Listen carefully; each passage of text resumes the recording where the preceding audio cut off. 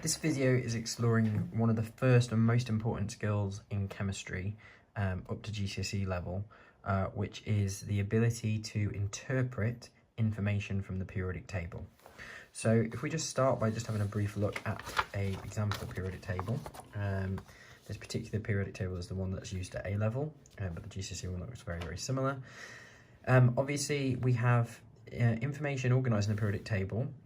We have the elements organised firstly in groups, so groups descend vertically. So this is group 1, this is group 2. These elements here are the transition metals, and so in GCSE we often don't count up to group 18, we just kind of treat this as group 3, group 4, group 5, group 6, group 7 and group 0, sometimes also known as group 8 or noble gases.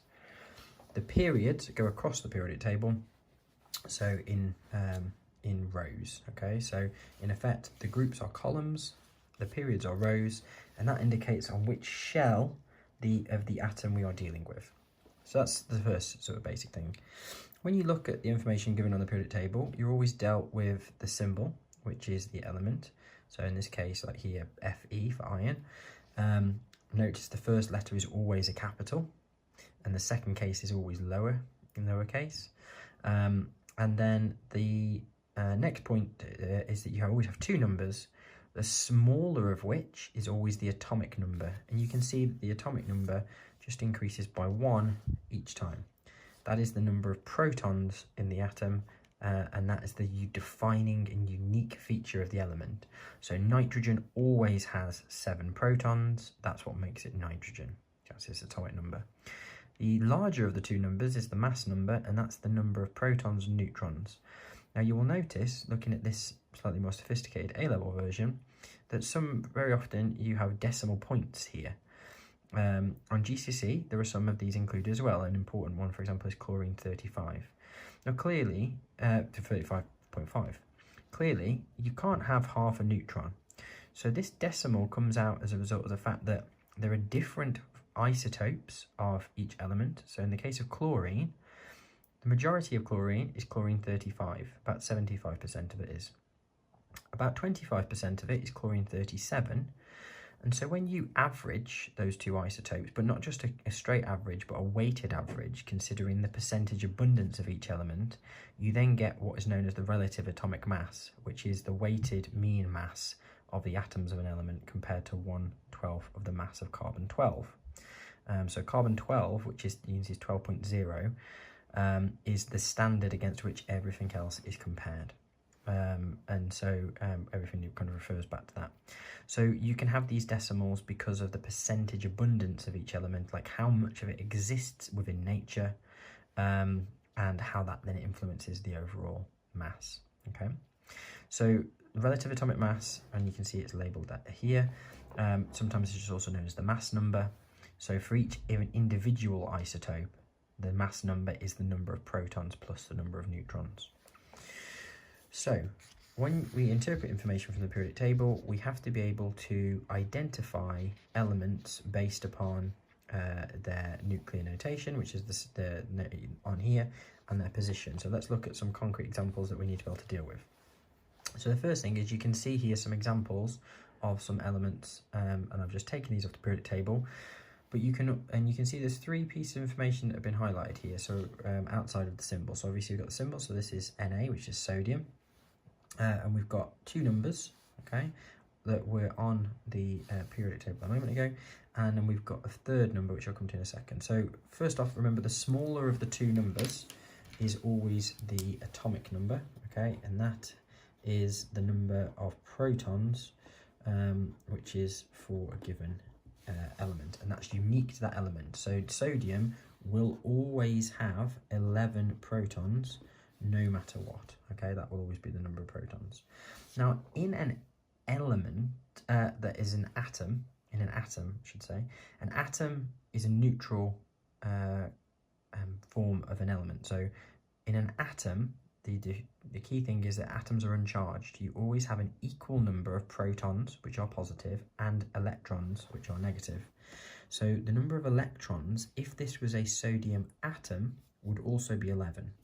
Now, that's where this comes in. This is the overall charge on not the atom now, but on the ion. So if we're dealing with a specific ion, which is where we've gained or lost electrons, then we have a charge.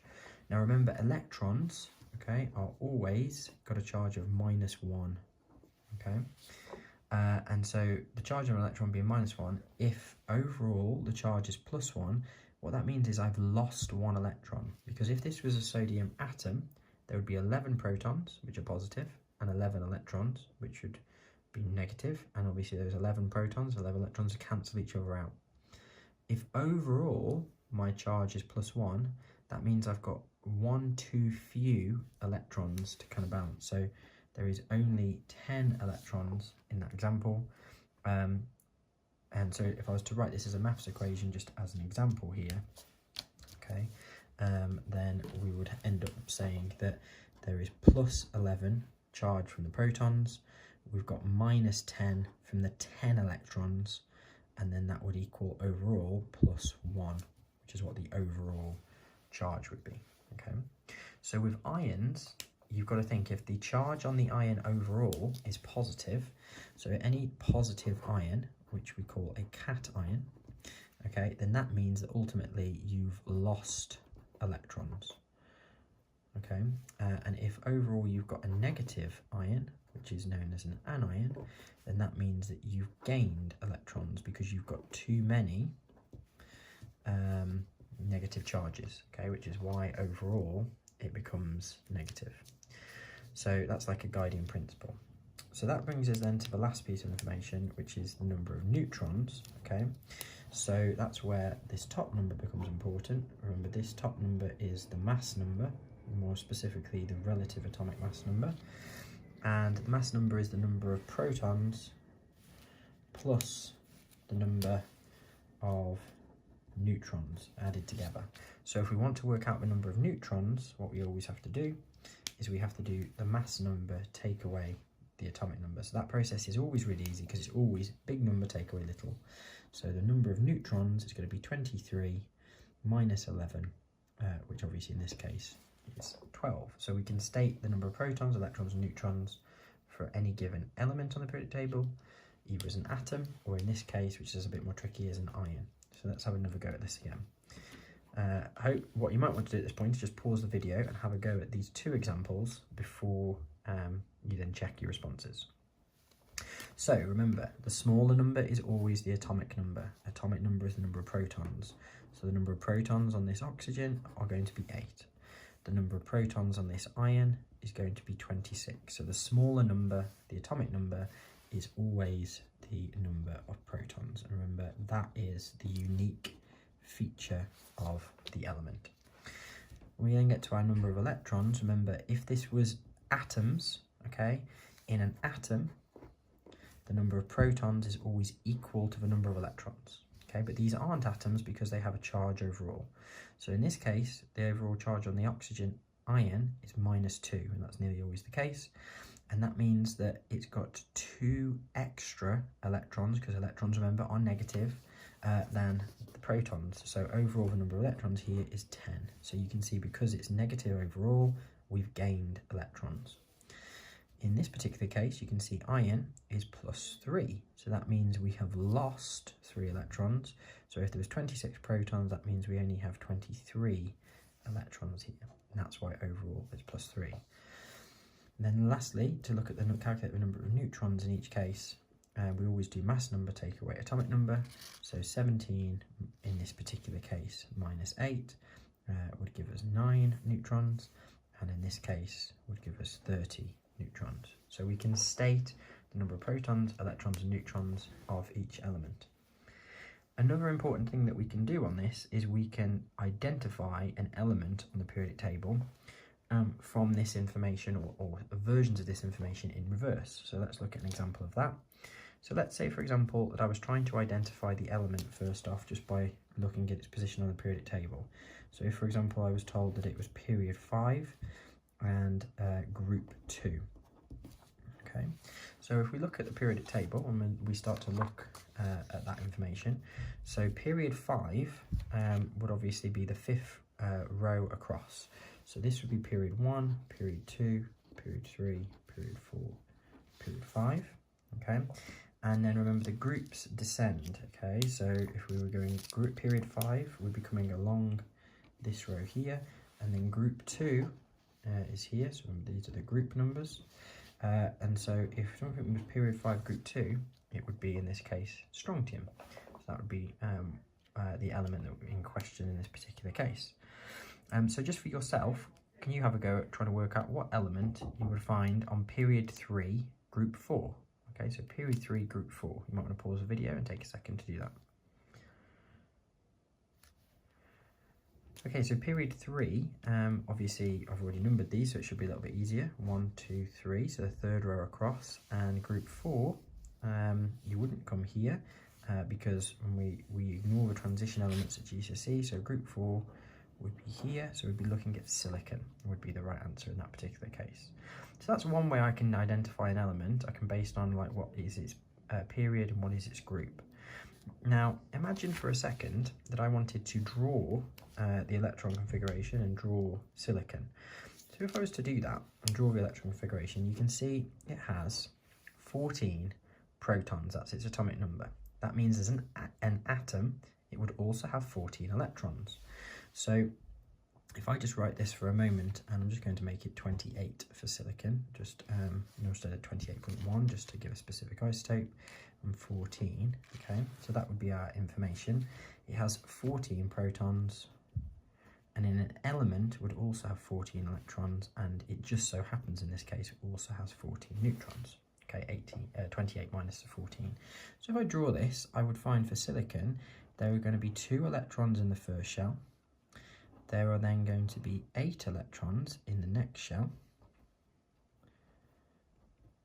and that leaves us overall 14 minus 10, so 4 electrons in the outer shell. Okay, so I can draw the electron configuration like so, and I can write it as 2, 8, 4. Now let's just think about the implications of this for a moment, okay? Because we started off and we said that the element we were looking for was in period 3, and we said in group 4. So let's just look at how this electron configuration relates to that. So first off, the number of electrons in the outer shell, so the proper technical name for that is the valence electrons, okay? So the number of electrons in the outer shell, that is the group. So whatever the group number actually relates to, what is the total number of electrons in the outer shell? So by knowing it's in group 4, I know that there are 4 electrons in the outer shell. And if you look at the period 3, what that relates to is you can see here that there are 3 numbers, and that means period 3 means 3 shells. And you can see on my drawing, 1, 2, 3 shells are occupied. So that's how the groups and periods actually relate to the structure of the atom. The groups are the number of electrons in the outer shell, the periods are the number of shells. So you can use this to identify different elements. So just to do some quick examples here, if you were trying to identify an element with an electron configuration of 2,7, okay? So again, pause, take a moment to think about what element that would be. So the 2 ways you can do this, the first way is you can look at what period is it in.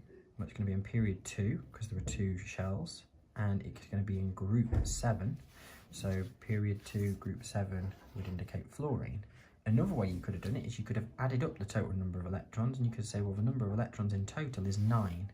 So that means in an element it would have 9 protons. So you're looking for something with the atomic number of 9. So both of those 2 ways would indicate this is fluorine. Okay, let's have one more example.